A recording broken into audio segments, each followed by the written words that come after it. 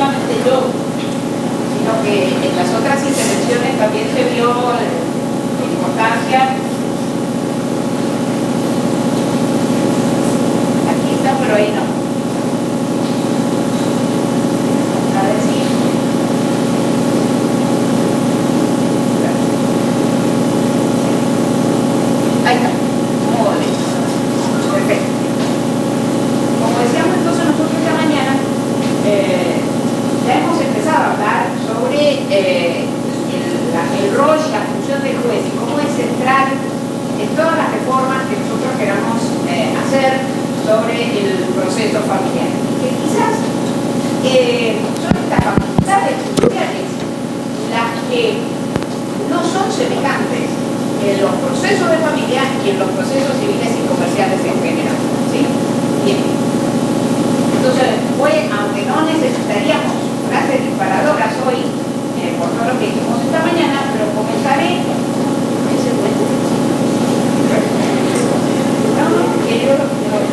Bueno, vamos a ver, que no se me mueva el maestro Moreno aquí. Bueno, este maestro que mencioné esta mañana varias veces, ¿sí? Dice que... Ah, eso era lo que faltaba poner. Gracias.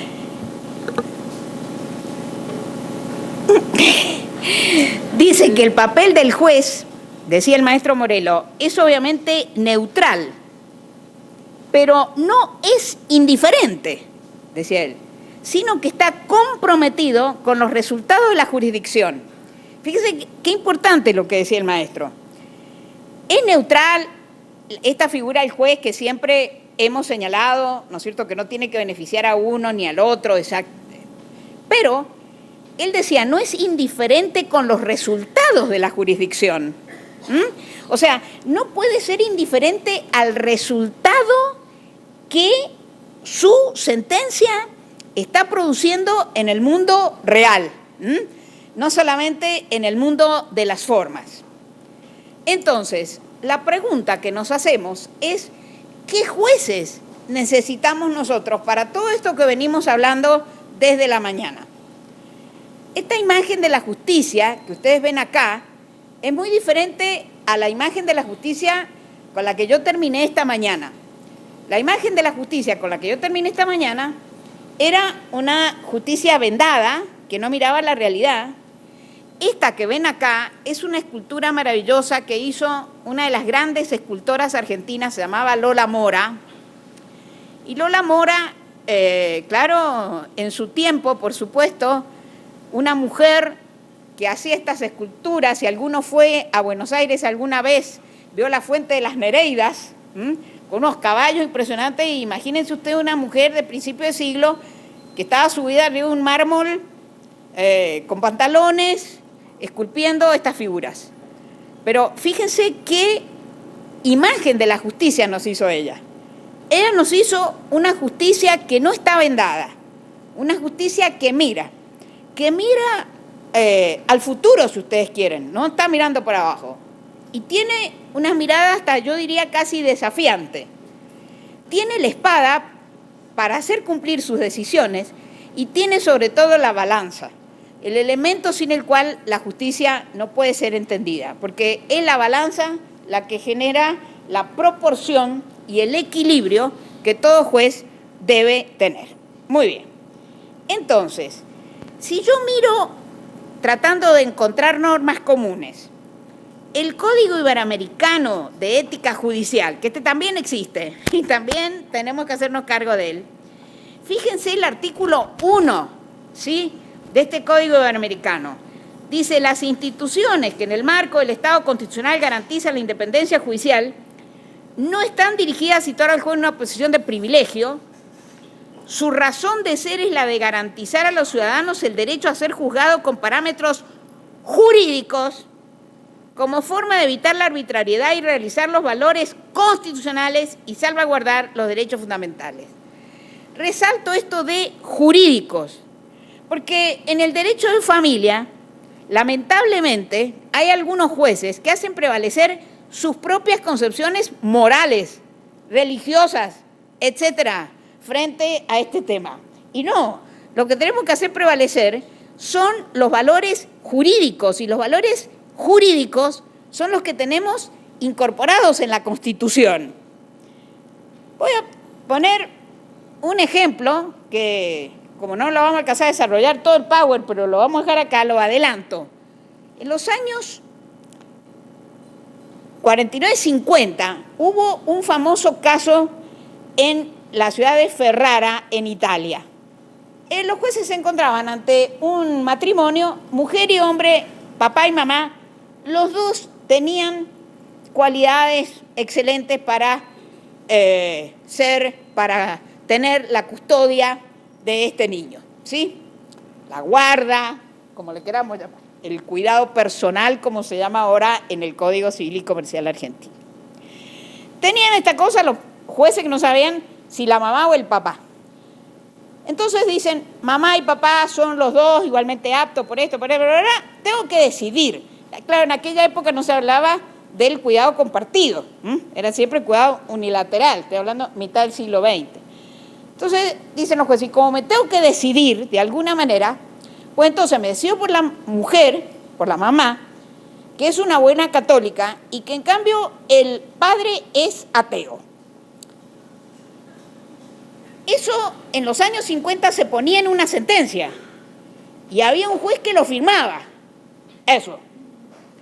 Y hubo un gran debate en Italia sobre ese tema. Y un doctrinario, un autor, que a lo mejor nosotros no conocemos mucho, pero que los italianos lo tienen como el gran maestro del derecho, que se llamaba Villavi. Nosotros decimos que Villavi se presentó frente al mundo, porque esta sentencia, si ustedes buscan las revistas de esa época en Italia, fue muy comentada por gente sí conocida como Carneluti y como todos estos, que aprobaban la decisión del juez de Ferrara. Y Villavi contra todos ellos, diciendo que la religión, tener o no una religión, practicar o no una religión, no podía ser una pauta para que un juez dijera eso, porque eso era sentar una decisión en valores puramente morales de los jueces, que no eran los valores jurídicos de los jueces.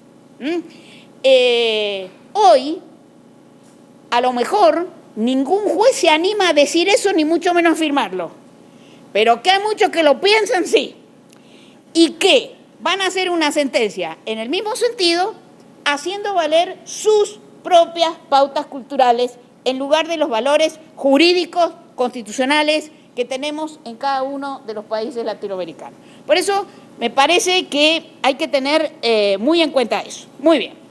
Entonces, dijimos esta mañana, necesitamos jueces con más atribuciones. Ahora les voy a presentar, de todas esas experiencias que esta mañana les conté, una que es la del código modelo que hemos intentado hacer para la Argentina, para que rigen todas las provincias, un código modelo de proceso familiar. Lo tuvimos que hacer porque el Código Civil y Comercial ha modificado ampliamente el tema del derecho familiar. Entonces, tratando de acompañar, se hizo ese código. En ese código, el artículo 51, que vamos a ir leyendo con ustedes y tratando de explicarlo, habla de los deberes y facultades de los jueces.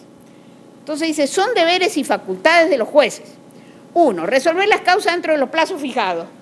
Eso parece elemental, pero es de lo primero que hay que hablar, por todo lo que hemos dicho esta mañana de la necesidad de los tiempos del proceso y respetar los tiempos del proceso. Pero fíjense que es un artículo que tiene casi tantos incisos como letras tiene el alfabeto, pero empieza el inciso A, resolver las causas dentro de los plazos, punto. Segundo, incentivar la resolución consensuada del proceso mediante el asesoramiento necesario dentro de un diálogo constructivo y no adversarial.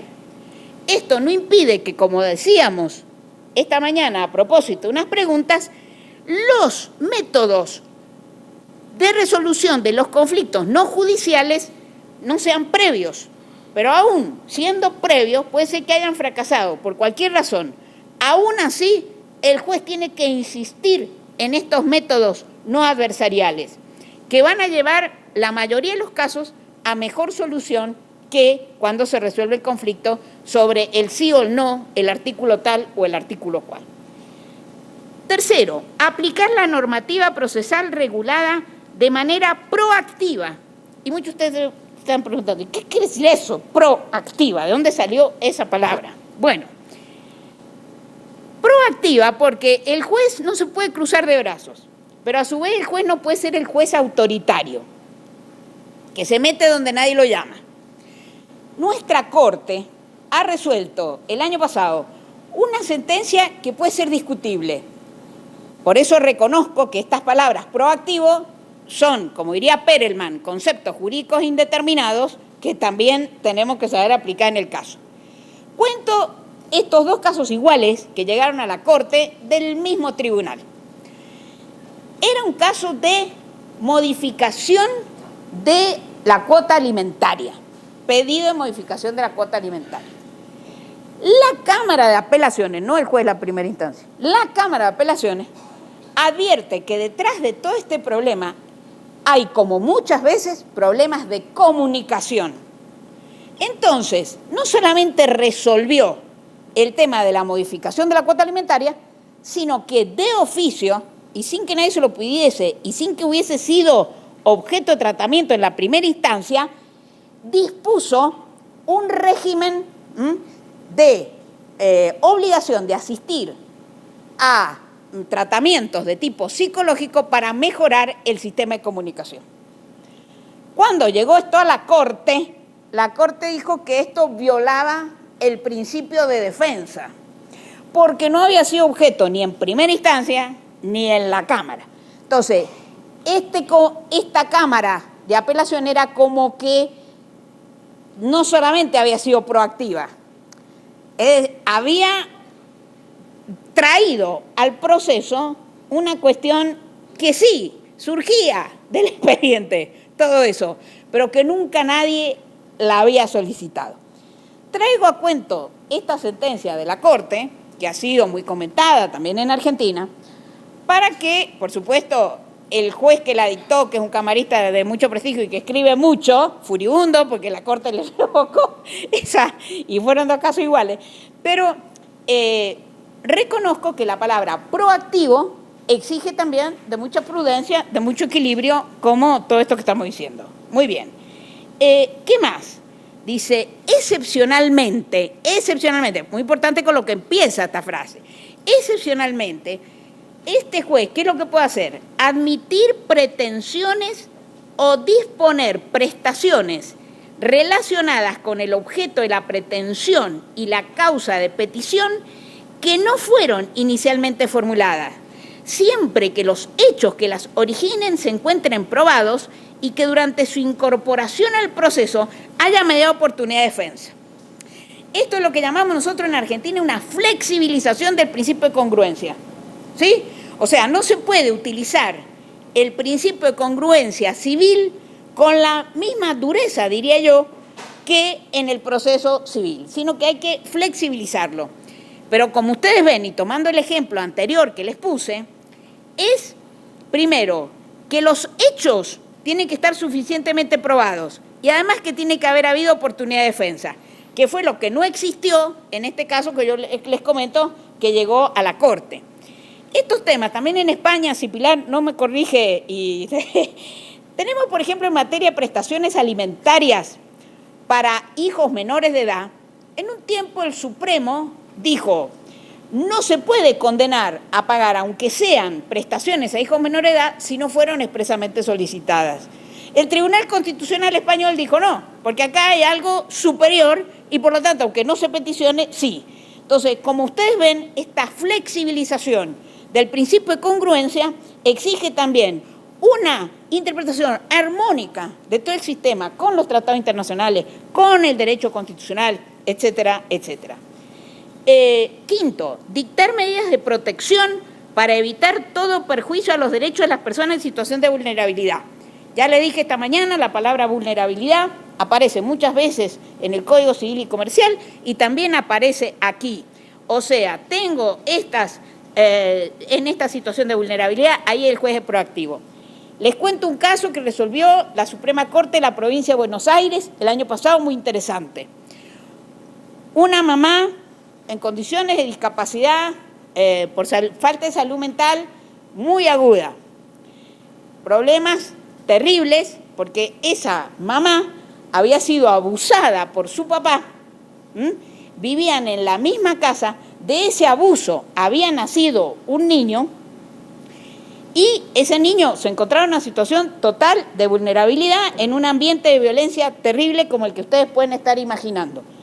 La mamá del niño seguía viviendo en la parte de atrás de la casa, pero el padre tenía acceso. directo. Incluso cuando a la mamá se la citaba para declarar por cualquier razón, iba el padre y ponía ahí una valla terrible para que esta persona, que encima de todo, insisto, tenía una discapacidad mental grave, pudiese expresarse. Se declara la situación de adoptabilidad del niño frente a esta situación. Cuando llega a la Suprema Corte de la Provincia de Buenos Aires, la Suprema Corte de la Provincia de Buenos Aires dice: no podemos hacer nada con esta declaración de adoptabilidad del niño. Está bien, porque este niño necesita ser adoptado porque en este ambiente donde está no se puede más. Pero esa mamá en estado de vulnerabilidad, ¿qué hicieron los jueces inferiores para proteger a esta mujer en situación de vulnerabilidad? Y sin que nadie dijese nada, porque era un proceso que llega a la Corte recurrida la declaración de adoptabilidad del niño, el juez, un gran juez que tiene la Corte de la Provincia de Buenos Aires, se llama De Lázari, los buenos jueces hay que mencionarlo porque la gente los tiene que conocer, apoyado por los otros jueces de la Suprema Corte de la Provincia de Buenos Aires, dijeron: acá hay que proteger a esta mujer. Y dictaron una serie de medidas de protección a esta persona en situación de vulnerabilidad. La primera, obliga al gobierno a proporcionar una casa donde esta mujer pueda trasladarse ella para salir de esta situación de violencia en la que vive. Y otra serie de medidas dispuestas contra el gobierno de la provincia de Buenos Aires. Es jueces proactivos. Ya ven ustedes, nadie ha pedido esto y sin embargo han sido medidas que eran necesarias para el acompañamiento. Dictar medidas de protección para evitar todo perjuicio a los derechos de personas en situación de vulnerabilidad. Asumir una actitud dinámica y responsable, no inquisidora, ni espectadora, utilizando razonablemente los instrumentos jurídicos procesales que se regulan. Ya sé lo que me van a decir ustedes. Siempre lo mismo, le dan vuelta a la noria. Pero es que, señores, está el gran tema del derecho de familia, procesar familia. ¿Hasta dónde las facultades judiciales? ¿Hasta dónde llega el principio de congruencia?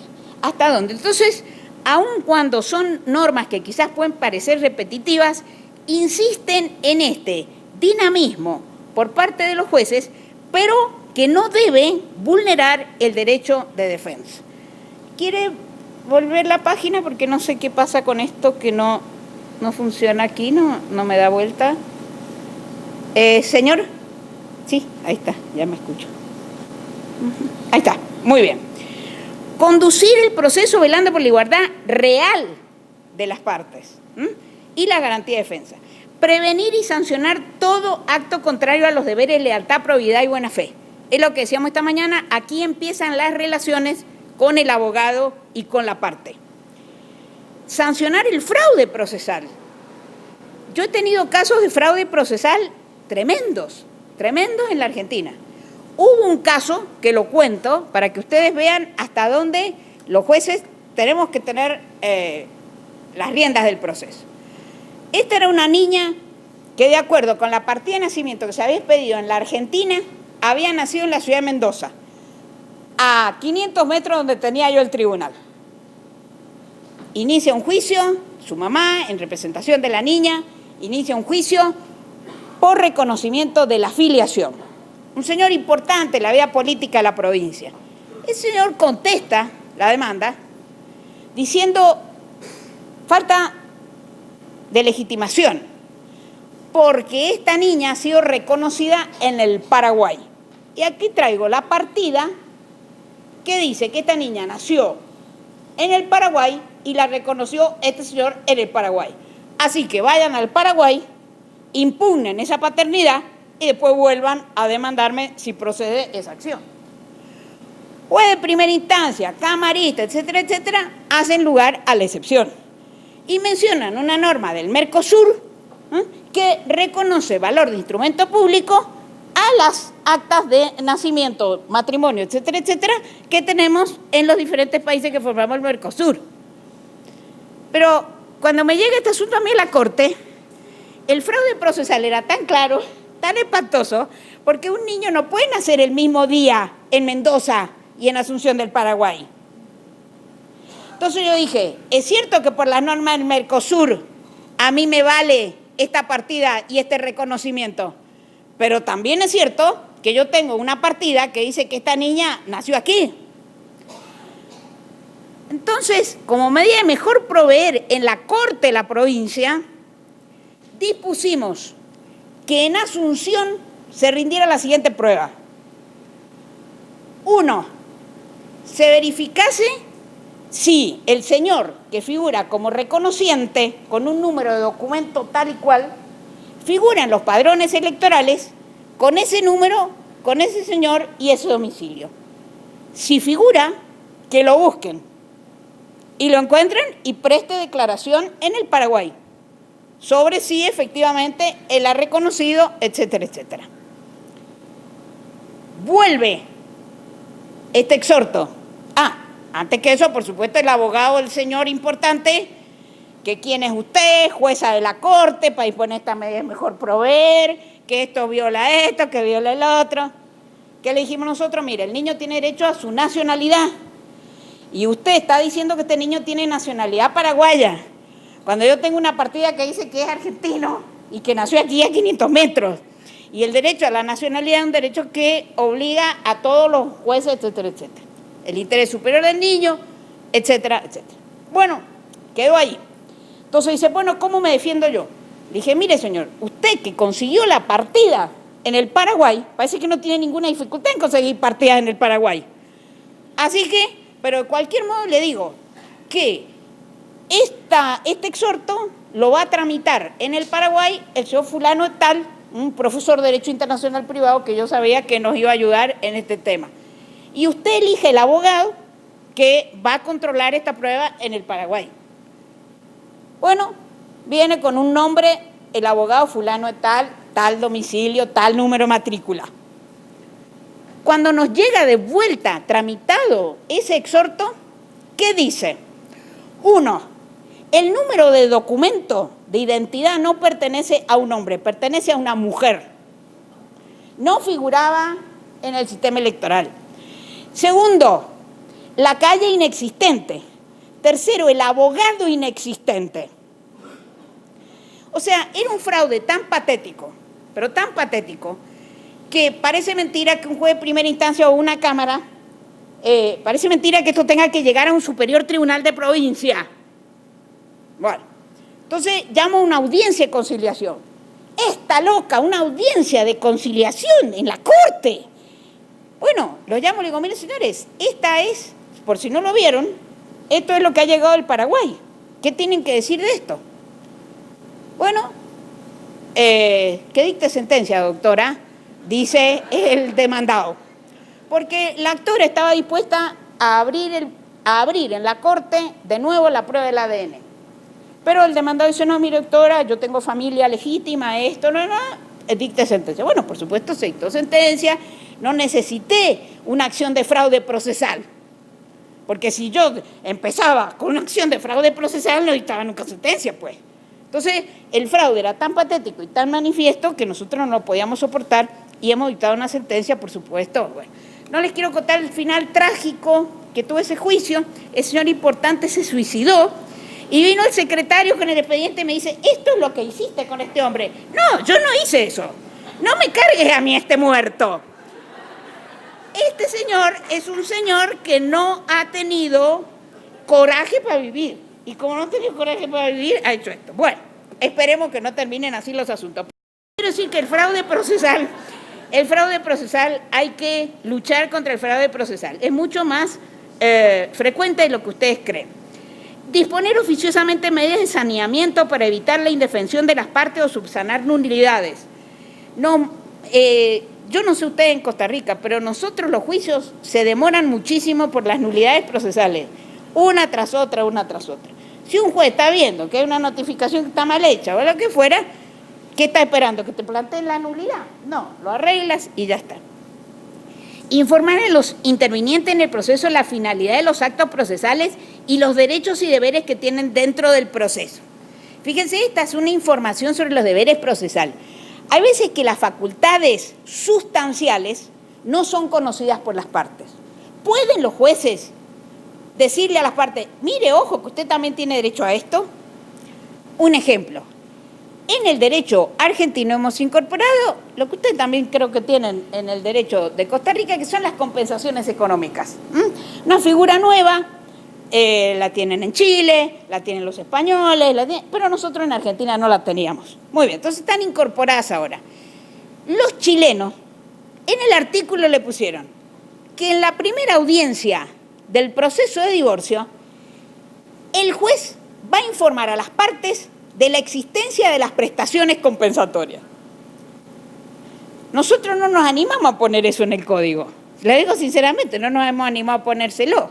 En primer lugar, porque parece que el código no le tiene confianza a los abogados. O sea, el abogado no sabe el derecho, no sabe decirle a la parte, usted puede pedir la prestación compensatoria, etcétera. Y después, porque ya bastante problemas teníamos con los abogados y un juicio tan proactivo en favor de los jueces y no queríamos poner un elemento más de perturbación. Pero es muy interesante lo que hicieron los chilenos. A mí me parece que cuando una figura nueva se incorpora, quizás, no está del todo mal, hablo de las figuras nuevas, que el juez pueda comunicar a las partes no solamente los deberes de tipo procesal, sino también algunos derechos que pueden ser desconocidos. Pero, insisto, nosotros en el derecho argentino no nos animamos, pero cuento esto del derecho chileno porque me parece una cosa muy interesante. Después dice, dirigirse a las partes, sus abogados y demás intervinientes con respeto y mediante la utilización del lenguaje claro y sencillo. Con respeto, por favor, el respeto de abogados a jueces y de jueces a abogados. Son frecuentes, ¿no es cierto?, las audiencias donde los abogados en fin, no se comportan totalmente bien, pero también hay muchos jueces autoritarios que tratan no de manera correcta a los abogados, sin ver que son verdaderos auxiliares de la justicia. En la Argentina, todas las leyes que regulan la profesión de abogados y de procuradores, en todas esas leyes se habla del respeto que le debe el juez al abogado. O sea, el abogado al juez, pero también el juez al abogado. Y esto de un lenguaje claro y sencillo. La gente tiene que entender. Y esto es también importante para las resoluciones judiciales. Las resoluciones judiciales tienen que ser entendidas por la persona. Hay veces que le llega una notificación a la parte escrita y dice, bajo apercibimiento de tal cosa. Ese no sabe ni lo que quiere decir la palabra apercibimiento. Hay algunas sentencias que es conveniente que se expliquen a las partes. Traer a las partes y notificarle y decirle, ¿usted entendió? Cuento también una experiencia. Discúlpenme que toda esta parte de mi exposición es de experiencias personales. Una vez tuvimos un caso, hace muchos años en la Corte, de violencia familiar. No existía en el Código Penal de la Argentina lo que hoy existe, que es la figura de la suspensión del juicio a prueba, que nosotros llamamos probation. Y era un señor que trabajaba en la construcción, le había pegado a la mujer, no era la primera vez que le había pegado con anterioridad, varias veces, esta vez la había mandado al hospital, y entonces los jueces penales le dieron la excarcelación al hombre, pero le fijaron un monto tan importante, tan alto, que el hombre no podía pagar, era un obrero de la construcción. Entonces vienen a la corte, yo estaba en la sala civil, no estaba en la sala penal, pero justo en ese momento faltaba un juez penal, entonces vienen a verme porque entre ellos dos no se ponían de acuerdo los que estaban. Uno quería revocar la sentencia, revocarle esa fianza tan alta que le habían fijado. El otro no. Entonces me viene y me dice, Aida, ¿con quién estás? ¿Conmigo o con el otro para que firmes y podamos sacar esta decisión? Le dije, ni con uno ni con el otro. ¿Pero por qué? Le digo, no, porque este señor, mira, lo recuerdo como hoy, era un 21 de diciembre. Si a este señor nosotros lo dejamos en la cárcel y no le damos la excarcelación, cuando salga de la cárcel la va a matar a la mujer. Y si le damos la excarcelación, así porque sí, la va a matar igual, porque va a decir, la justicia total puede hacer cualquier cosa. Entonces le digo, mira, acá vamos a hacer esta, yo lo que les propongo es lo siguiente, que le demos la excarcelación, que le saquemos esa fianza, pero que le pongamos una serie de requisitos y de limitaciones, que hoy están en los códigos, pero en ese momento no estaban, era pura creación. No acercamiento, no someterse, porque también este hombre tenía el problema, como tantísimos, de la violencia por ebriedad, someterse a Alcohólicos Anónimos, hacer esto, hacer lo otro. Muy bien. El que no quería firmar me dice, pero usted esos inventos, ¿dónde se los saca? Le digo, no son inventos míos, están en todos los libros de violencia familiar. Todos los libros de violencia familiar hablan de estas cosas. Bueno, entonces, pero también le dije al que votaba conmigo, le digo, mira, esto la gente lo necesita entender, así que vamos a hacer una mise en escena acá. Y hicimos una audiencia, traje yo todos los secretarios del tribunal, como que eran el público, sentados ahí, y le dijimos al imputado, primero llamé al abogado. Primero llamé al abogado, le dije, mire, colega, acá vamos a hacer esto, vamos a hacer esto. Yo necesito saber que usted no va a recurrir a la Corte de la Nación. Pues si usted recurre a la Corte de la Nación, no vamos a solucionar este problema. Lo que necesito es saber si usted va a estar contento con esto. Era un hombre maravilloso, defensor de los derechos humanos en épocas muy pesadas en Argentina con los militares. Y cuando le conté lo que pensábamos hacer, me dice, doctora, cuente conmigo. Entonces hicimos una audiencia. En esa audiencia, como le digo, todo el mundo sentado, le fuimos leyendo al hombre lo que tenía que hacer. Y a medida que, que la secretaria se lo iba leyendo, yo le iba diciendo, ¿entendió esto que dice acá? Que tiene que ir a Alcohólicos Anónimos, ¿entendió esto que dice acá, que no se puede acercar? ¿Entendió? Y el hombre me iba diciendo, sí, doctora, sí, doctora, sí, doctora. Terminamos la audiencia. La madre de este muchacho que estaba sentada ahí, porque era una audiencia pública, gritaba desde el fondo, doctora, si mi hijo no cumple con todo lo que ha prometido, soy yo la que lo mata. Este es el sistema de violencia que este hombre ha recibido en su casa. Bueno, pero esa decisión, ¿por qué cuento esta anécdota? Primero, esta decisión nosotros no la podemos notificar en un papel a este señor. Teníamos una audiencia, explicarle todo lo que había pasado y saber que él lo iba a entender. Terminó la audiencia y le dije, mire señor, si usted no hace una sola de estas cosas, y a mí el juez, en aquella época se llamaban jueces de instrucción, ni siquiera jueces de garantía, le digo, si a mí el juez de instrucción me dice que usted alguna de estas cosas no las ha cumplido, yo mismo voy a dar la orden para que usted lo vuelvan a llevar a la prisión. ¿Entendió? Sí, entendí. Le digo, mire, espero que este expediente nunca vuelva por la Corte. Afortunadamente el expediente nunca volvió por la Corte. Yo creo que la gente entiende. Yo soy de las que cree que la gente entiende. Bueno, muy bien. ¿Qué más? Dice, escuchar de manera directa a los niños, niñas y adolescentes involucrados, valorándose su opinión según su edad y su grado de madurez. Esto, por supuesto, es la Convención Internacional de los Derechos del Niño. Pero hay una cosa que me gustaría señalar acá. La Convención y también el artículo y todos los artículos que hemos redactado dice que al niño hay que escucharlo y hay que tenerle en cuenta su opinión. Son dos cosas diferentes. Escucharlo y tener en cuenta su opinión. Las dos cosas. Y de acuerdo a la edad y grado de madurez.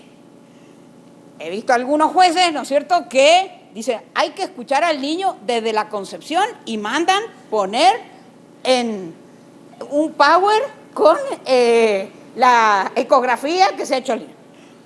Absurdidades como esas, pero que los fundamentalismos están a la orden del día. Esto que estoy contando no me lo estoy inventando yo. Esto ha existido en la Argentina. Bueno, entonces, ¿qué quiere decir esto de escuchar? Siempre hay que escucharlo, pero voy a atender, ¿sí?, a su opinión conforme la edad y grado de madurez, las dos cosas. ¿Eso quiere decir que siempre voy a hacer lo que dice el niño? No, no. Pero una cosa que los jueces normalmente no hacen en Argentina, no sé si lo hacen en Costa Rica. Ese niño, si yo estoy haciendo algo en contra de lo que él me está diciendo, en contra de lo que es la opinión de él, después lo tengo que llamar y le tengo que explicar por qué resolví una cosa diferente a la que él me dijo. Porque si no hago eso, ese niño no cree en la justicia. Ese niño va a decir, me llevaron, mira, ese juez me llevó, le expliqué todo y después hizo lo que se le cantó. No, a ese niño sí, porque si no es una escucha sin sentido. A ese niño hay que explicarle por qué hemos hecho una cosa diferente. Cuando yo digo esto en Argentina, los jueces enseguida me dicen, pero es que no tenemos tiempo, doctora. Hay tiempo. Cuando se necesita tiempo, hay que sacarlo ese tiempo de donde sea. Sobre todo estas figuras nuevas que deben ser comprendidas por la población. Después dice, escuchar de manera directa a las personas con capacidad restringida y valorar su opinión conforme su posibilidad de comprensión del tema a decidir. Esto también es muy frecuente. No sé si a ustedes les pasa, pero en Argentina, hasta hace pocos años, en los juzgados de familia, llegaba esta persona con problemas de falta de capacidad mental. ¿Qué decía el secretario cuando lo veía entrar o la veía entrar? Doctora, llegó otra vez el loco del pueblo. Bueno, sácatelo de encima. No, eso se terminó. Eso con los tratados internacionales de derechos de las personas con discapacidad. Y bueno, hay que hacerse de paciencia. Yo entiendo que es una cosa que cuesta, pero hay que hacerse de paciencia y escucharlo. Mantener relación directa con las personas incapaces. En la República Argentina, la incapacidad ha quedado relegada, arrinconada, digamos. Incapaces son las personas que no se pueden dar a entender por ninguna manera. Por ninguna manera. Los demás son personas con capacidad, aunque restringida. Pero aún así este Código Modelo dice mantener relación directa con las personas incapaces. ¿Por qué? Porque yo necesito saber si efectivamente esa persona no tiene ninguna posibilidad de comunicarse conmigo. Motivar las providencias simples denegatorias y toda sentencia definitiva interlocutoria de conformidad con las normas vigentes. El Código Civil y Comercial argentino tiene un artículo, el 3, que dice los jueces deben motivar razonablemente su sentencia.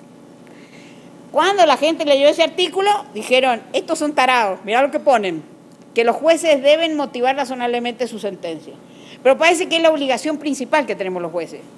La gente, o sea, la motivación de la decisión es lo que nos hace democráticos.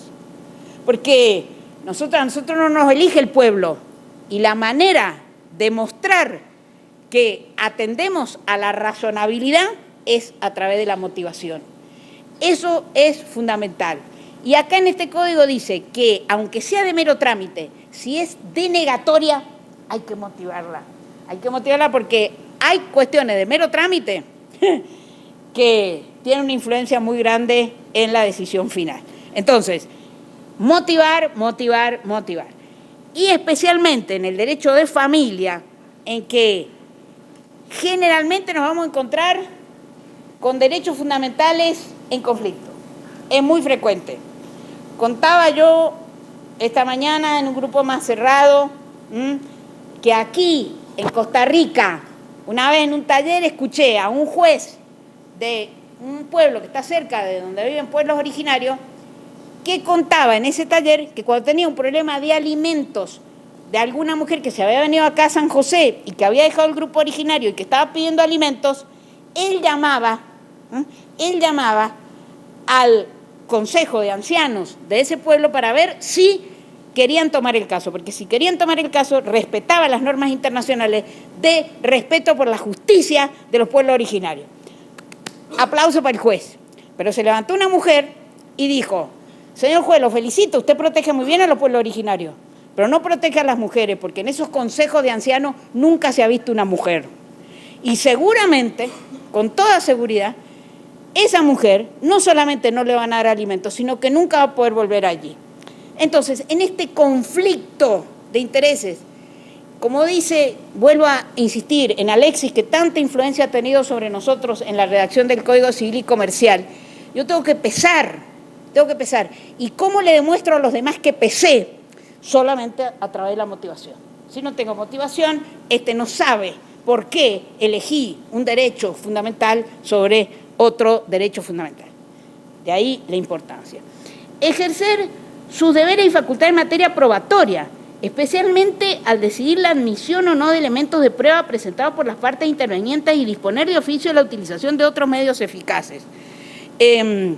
Muchas veces la gente no tiene acceso a ciertos medios, no sabe cómo utilizarlos. Tú me dices el tiempo, no sabe cómo utilizarlos. Y entonces ahí el juez, afortunadamente sí los tribunales tienen estos equipos interdisciplinarios por los que tanto brigamos, puede encontrar allí medios de prueba que el abogado no puede encontrar. Ordenar la realización de estudios y dictámenes y solicitar la colaboración de organismos e instituciones especializadas para procurar una solución integral y efectiva de los conflictos de familia. Esto también, nosotros los jueces solos no podemos. Hay problemas de derecho de familia que no se resuelven con soluciones jurídicas. A veces nos ayudan las universidades que hacen, por ejemplo, vuelvo a los pueblos originarios, no sé si ustedes tienen estos problemas en Costa Rica. Nosotros en Argentina tenemos un grupo en el norte, los Wichi, que todavía conservan esto de que el padre introduce sexualmente a la niña en la vida sexual. Han habido casos en los que embarazada la niña se ha iniciado un proceso penal y llega esto a los tribunales, para ver cómo hacemos. Entonces nosotros allí, no nos basta que vengan y nos digan, sí, mire, es que en los pueblos originarios esto así, así, así. Necesitamos antropólogos, necesitamos informes para ver hasta dónde esa costumbre permanece. Porque no es que los grupos originarios tienen costumbre que no se modifican más. Nosotros modificamos nuestros hábitos y ellos también. Y en los Wichi hay muchas mujeres que están en contra de esto que es una tradición ancestral. ¿Y cómo sabemos nosotros si la están dejando de lado o no la están dejando de lado? Necesitamos estos informes de gente que sabe para poder llevar adelante. Y hablando de los que saben, tengo que decirle un gravísimo problema que tenemos en Argentina muchas veces con los jueces que creen que saben psicología, porque hicieron un curso de 12 o 15 horas. Entonces, resuelven como si fuesen psicólogos sobre determinados problemas. Esto no puede ser. El informe psicológico yo lo necesito, aunque me haya hecho ese curso de las 15 horas, porque los problemas de violencia familiar son muy complicados, especialmente complicados, y creer que yo me los puedo resolver sin atender a los peritos, esto es muy grave. Actualizar los conocimientos sobre la problemática del derecho de familia, infancia y adolescencia mediante la capacitación necesaria y continua. Esto no necesito explicaciones, todos ustedes están acá. Si empiezo a dar explicaciones, hago como el cura de la misa, que empieza a pelear contra los que están diciendo los que no vinieron a la misa. Pero los que no vinieron, no tengo necesidad de decírselo, ustedes han venido a capacitarse acá, así que no voy a hacer lo del cura. Muy bien. Entonces, volvemos a preguntar, ¿qué jueces? Bueno, primero, un juez que aplique el sistema y no un artículo aislado. Para tener un artículo aislado, ahí tenemos los clientes, los abogados, ¿sí? Me encantó eso que dijeron esta mañana. Los clientes y los abogados, los usuarios del servicio para los jueces, ¿sí? Lo voy a copiar, me encanta. Eso hacen los clientes, cuando vienen y le dicen al abogado, pero doctor, mire este artículo lo que dice, ¿no me da la razón? Pero es que el juez está para eso y el abogado está para eso, para hacer un estudio sistémico, no artículos aislados. Entonces, el juez es el que aplica este sistema de normas. Nuestro Código Civil y Comercial, el artículo 1, habla de las fuentes y aplicaciones. Dice, los casos que este código rigen ser resueltos según las leyes que resulten aplicables, pero que conforme a la Constitución Nacional y los tratados de derechos humanos en los cuales la República se aparte. O sea que obliga al juez desde el comienzo a hacer una aplicación sistémica.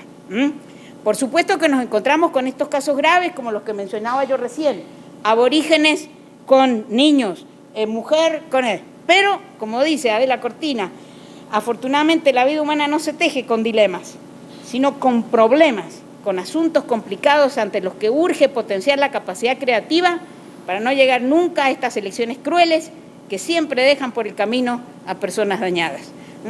Adela Cortina hace esta gran distinción, que muchas veces no pensamos en ella, entre problemas y dilemas.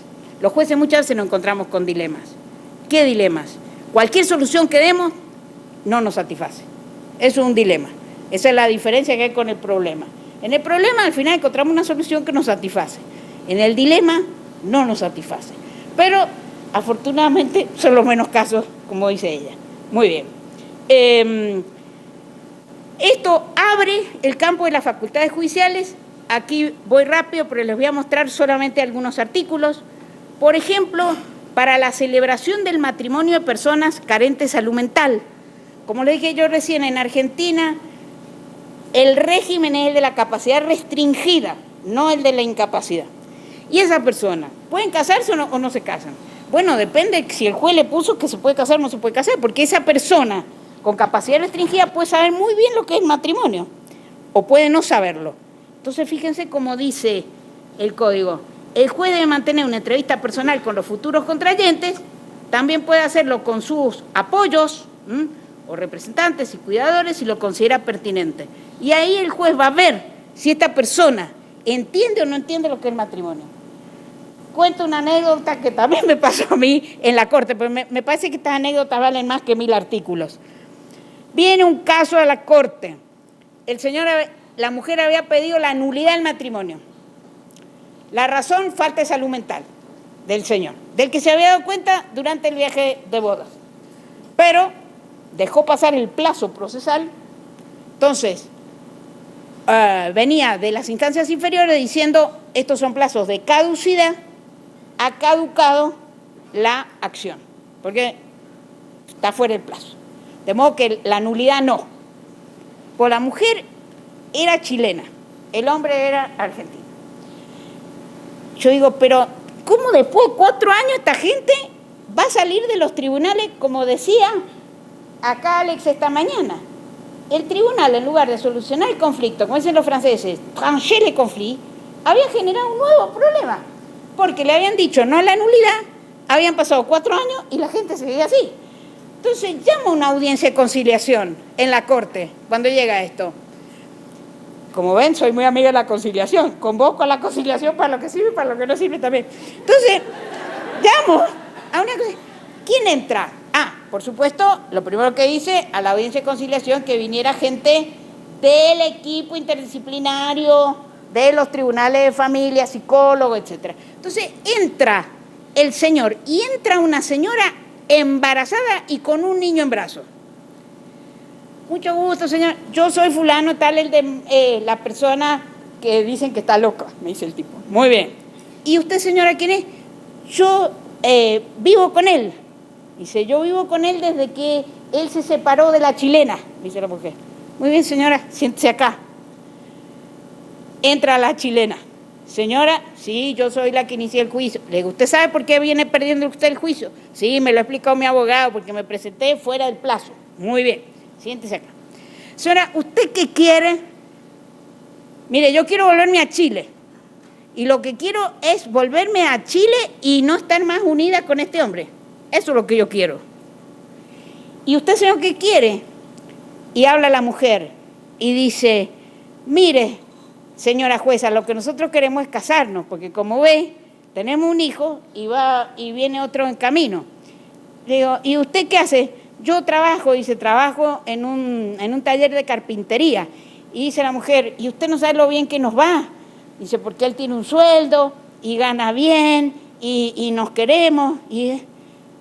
Y yo fui mirando todo eso y dije, ¿cómo puede salir esta gente de los tribunales sin resolver el conflicto? Y le pregunto a la chilena, ¿usted por qué pidió la nulidad? Y me dices, usted, señora jueza, debe saber que en Chile, que en ese momento no había ley del divorcio todavía, dice, usted sabe que en Chile solucionamos todo por la nulidad. Y además yo soy muy católica y no quiero que el divorcio y esto, lo otro.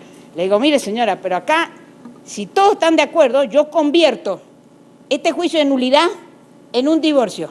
Y esta es la primera audiencia y lo mando por abajo y el juez de la primera instancia convoca una segunda audiencia y están todos de acuerdo, dictamos el divorcio y ustedes en un mes tienen todo solucionado. ¿Están de acuerdo? Sí, doctora, estamos de acuerdo. Y eso hicimos.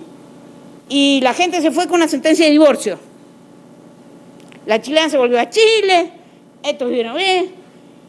¿Cómo pude hacerlo yo si este señor estaba acusado de falta de salud mental que no entendía?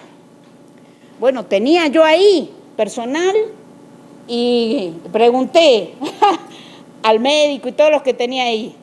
Digo, díganme, ¿ustedes creen que este señor entiende todo lo que está pasando en esta audiencia? Lo entiende mejor que nosotros, doctora, me dijeron. Y así hemos solucionado el problema. Así lo hemos solucionado.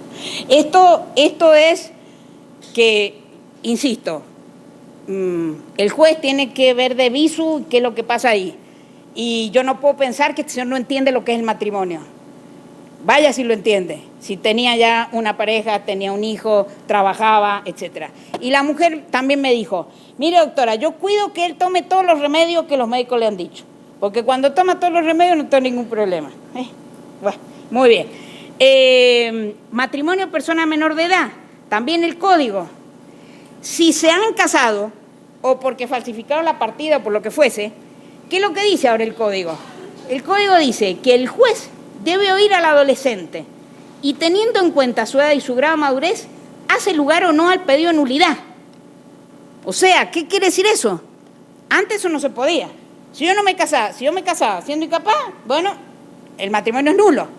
Ahora el código le da esta posibilidad al juez de ver si este adolescente entiende o no entiende la trascendencia del acto matrimonial. Y si la entiende, aunque se casó siendo menor de edad y aunque la audiencia se hace estando menor de edad, la madre, la abuelita, la tía pueden decir lo que quieran de ese adolescente. Pero si ese adolescente no se quiere divorciar, el juez no lo va a divorciar si entiende bien lo que está pasando.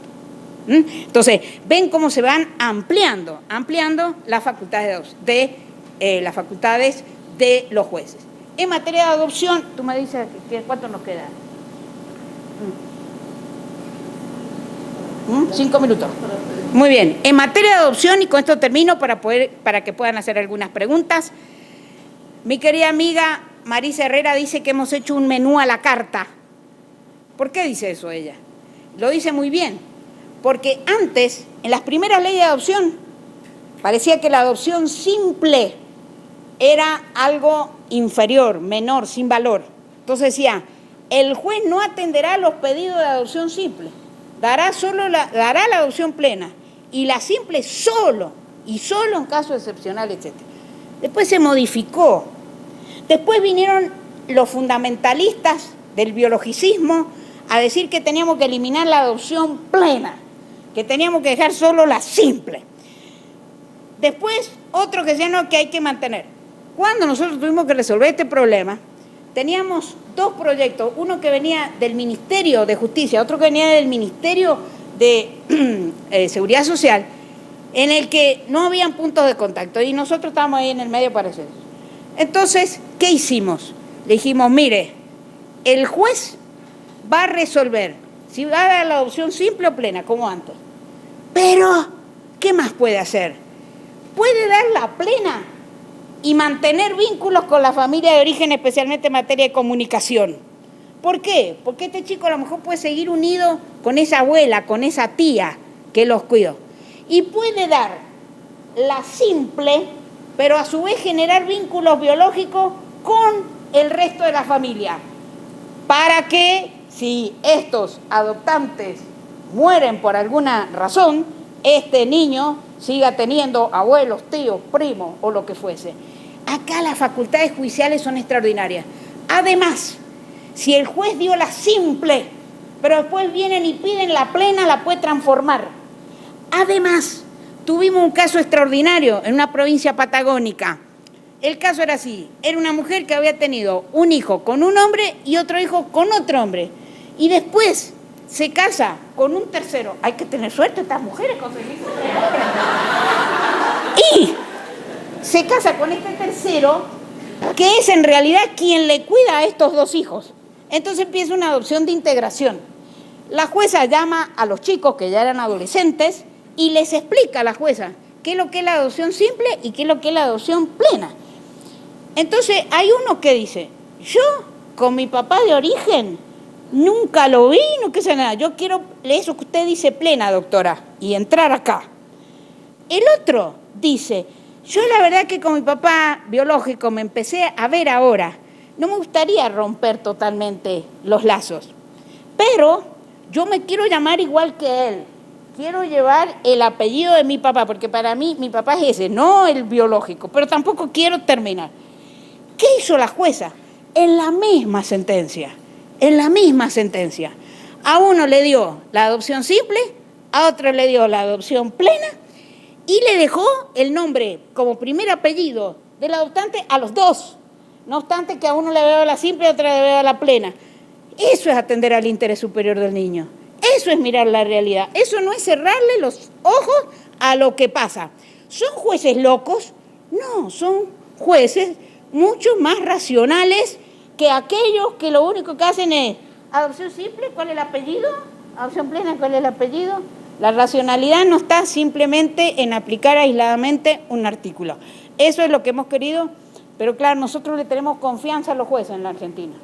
Este es un código que le tiene mucha confianza a los jueces y eso es lo que nos han criticado y nos siguen criticando. Bueno, muchas gracias.